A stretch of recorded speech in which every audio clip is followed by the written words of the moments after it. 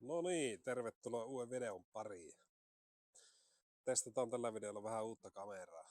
Tuli hommattua uusi kamera ja mikikki hommasin, mutta ne oli heti uutena rikki, niin joutuin nyt tällä vanhalla mikillä vielä menemään, mutta jospa tästä nyt vielä jotakin selvää saisi. Ja katsotaan sitten, tuli päähänpistoksena haettua tuo vanha projekti tuolla 13 vuotta seisonut tai 14 ainakin, niin kellarissa, niin katsotaan mitä tänne löytyy nurkan takaa. No joo, semmonen. Eli se on 75 vuoden Yamaha RT125 Kevaari, 2 tahti, 2 sylinterinen ja se silloin kerennyt sillä hirveästi ajamaan, kun sitä värkkäsi ja toinen pytty leikkasi kiinni, niin se sitten motivaation puutteesta se jäi sitten sinne kellariin. Nyt sitten heti 14 vuoden jälkeen se tuli haettua. Ajattelin, että no jos sen nyt laittaisi kuntoon. Niin. Kävisi sitten vähän varsin mittaan tehoja paljonko lähtee voimaan. Mutta katsotaanpa vähän tarkemmin mitä kaikkia muutoksia siihen on värkkäilty silloin aikanaan. No joo, eli tänne on tehty semmosia muutoksia täältä. Nyt on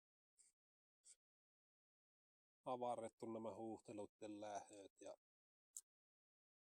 tänne joutui hitsaamaan aika paljonkin tavaraa. Täällä oli, en muista minkälaisia koloja täällä oli, mutta molemmille puolin piti hitsata tavaraa tänne, että sai hyvän muotoisen noista kanavista ja molemmille puolelle tuli tehtyä samanlaiset pakoputket ja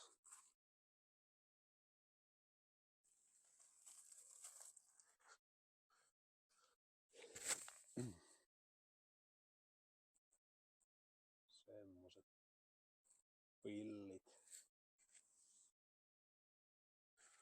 No joo, ja täältä laatikosta löytyy sitten kaasarit 24 PVK kaasarit, siinä on uudet 2 kappaletta ja sitten vois katsoa niitä sylintereitä vähän. Niin näitä itse asiassa muistan, mutta näitäkin on laskettu ja nyt on laskettu itse asiassa molemmista puolilta. Tänne on kans hitsattu tavaraa ja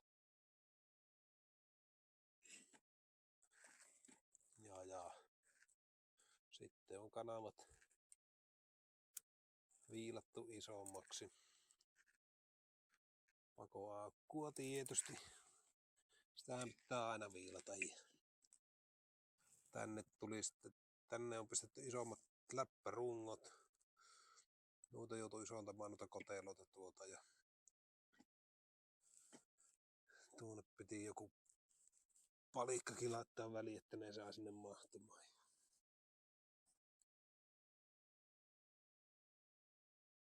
Siellä on ihan hyvän kokoiset kanavat ja mäntiinhän siihen ei saanut, en muista, että eikö siihen saanut alkuperäisen vaan miksi piti ruveta itse tekemään, mutta nämä on PV-männät ja tuohon vaan ikkunat tekaistu ja helmoja on vähän pitänyt muuttaa. Niin. Tää toinen mäntä sinne leikkasi kiinni. Syytä nyt en tiedä mikä tuli, mutta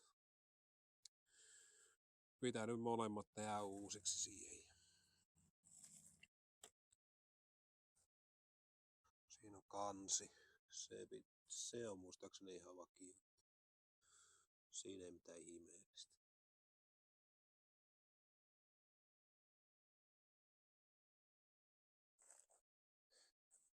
Mutta joo, eipä siinä muuta. Niin jos kiinnostaa tämmöiset 2-tahtin virittelyt, niin pistäköhän kanavaa tilaukseen.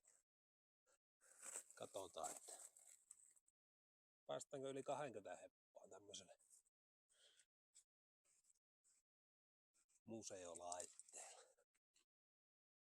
Joo, mäkin on tässä ollut lomalla pari viikkoa. Ja eiköhän sitä taas jotakin puuajovideota tai jotakin